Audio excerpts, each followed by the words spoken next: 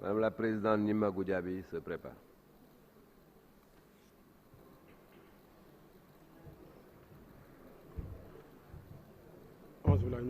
Bismillahir Rahmanir Rahim. di nuyu monsieur le président di nuyu ministre yi fi teew ak ñi àndal di nuyu suñu collègue député yëpp ñetti poñ rek laa bëggoon aborder bi ci njëkk mooy décloisonnement de la recherche beneen bi moo xool par rapport ak ICE bi lu tax dugaluñu leen ci université yi ak benn bi aussi par rapport à l'UVS la formation à distance donc l'université virtuelle man yàlla daf ma def ñaar fukki at yi mujjee gëstu laa doon def damay jël ñaari domaine rek dama xalaat ni bu ñu bëggee gëstu bi gën a recherche gën a bokk ci li ñuy def ma jël benn exemple barki démb on a vu le Promojet par exemple Promojet sur les déchets 200 milliards mais pourquoi pas dans le Promojet la recherche ma jël beneen programme très éloigné le programme spécial de désenclavement xaw ma ñaata milliards la pourquoi pas 5 milliards consacrés à la recherche pour ñu xam ne recherche dafa bokk ci suñuy activité y a rien d'extraordinaire bu ñu ko jàpp quelque chose qui est tellement loin de la réalité pourquoi ma jël ñaari projets yooyu ma jël exemple ñaari projets yoo xam ne yàlla dimbali ma coordonné leen pendant juróomi at en 2005 le CRDI m'a financé pour $1,2 million benn programme de recherche sur Mbeubeuss dans l'équipe de chercheurs presque 12 chercheurs ñu jóge ay IFAN ñu jóge école de santé publique ñu jóge école vétérinaire ainsi de suite lan la permettre c'est la première fois qu'on avait pu prouver les questions de contamination de Mbeubeuss loolu moo démontré ne par exemple agronomie lu tax proximité ak Mbeubeuss c'est des problèmes de métaux lourds loolu moo démontré la pollution l'impact sur la santé de la reproduction ainsi de suite mën na jël exemple yu bëree mais lan moo koy présenter est-ce que c'est l'étranger qui doit financer la recherche non pas uniquement que les gens se dispersent pour aller chercher des quais de recherche Sénégal am na ay programmes le Sénégal a tellement de projets on dit PUDC loo gis ci àddina bi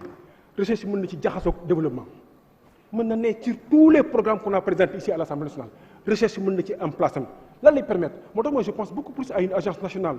de recherche pour le développement pas quelque chose d'accessoire loo xam ni du am njariñ non dugg ci suñu vie pour permettre aux chercheurs bien sûr ils vont écrire leur publication ils vont faire leur parcours mais de se familiariser sur les problématiques du pays pour permettre aux étudiants de faire leur mémoire sur les problématiques du pays pour permettre aux thésards de faire leur ainsi de suite c'est très possible je pense qu'il faut qu'on chemine davantage vers cela moi je pense qu'aussi sur le second point par rapport aux ICEP moi je les verrais bien dans les universités pourquoi pas dans les 8 universités des ICEP pour permettre davantage de passerelles entre tous les acteurs du milieu universitaire je ne vois pas vraiment ceux qui s'opposent à ça war nañ xalaat au moins mais mon Dieu les gens qui sont dans les ICEP d'accord c'est de la formation c'est pour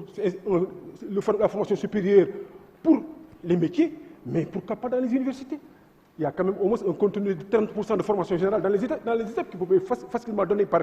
le milieu universitaire je les vois davantage moi dans les universités ça peut amener encore davantage de pluralité d'intégration au niveau des universités sur le dernier point par rapport à l'UVS moi mon inquiétude dans les paradigmes qui soutiennent l'UVS c'est beaucoup plus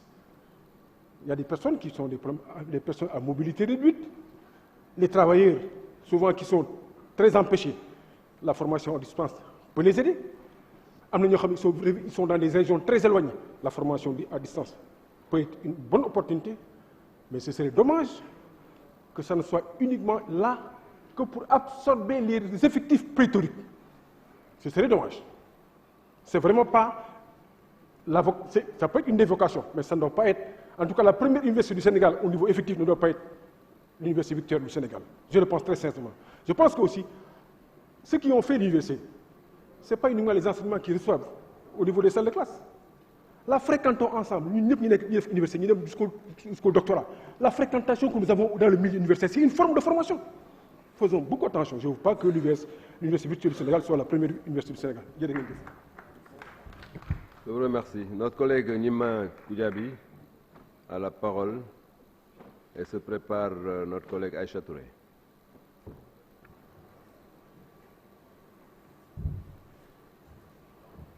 Merci,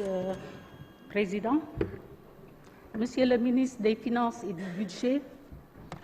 Monsieur le ministre du Travail et du Dialogue avec les institutions,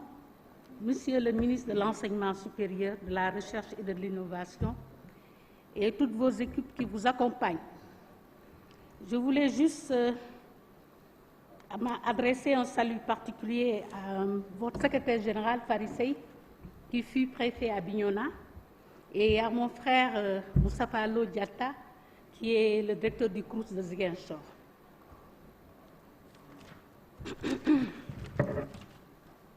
Monsieur le ministre, permettez-moi de parler de Bignona. Je suis député élu sur la liste départementale de Bignona, donc ni Safkari Bignona,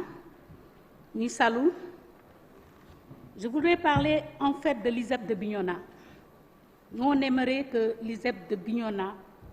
puisse regagner, puisse être construite sur son site de Guérina, parce que pour le moment, ils sont quelque part.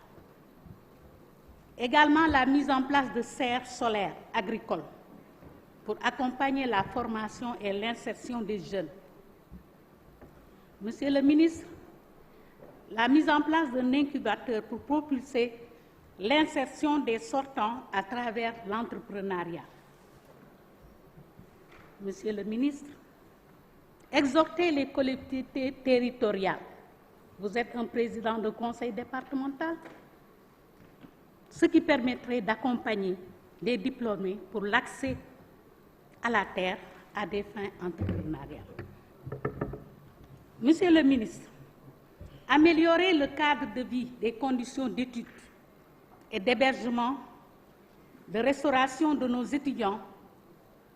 ne peut que nous valoir une plus grande satisfaction et un rayonnement et du fait une confirmation de notre place sur le continent. Monsieur le ministre,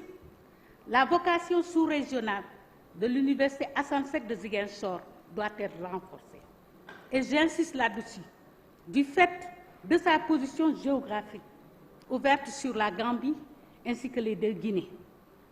Positionner l'Université Assane Seck de Ziguinchor comme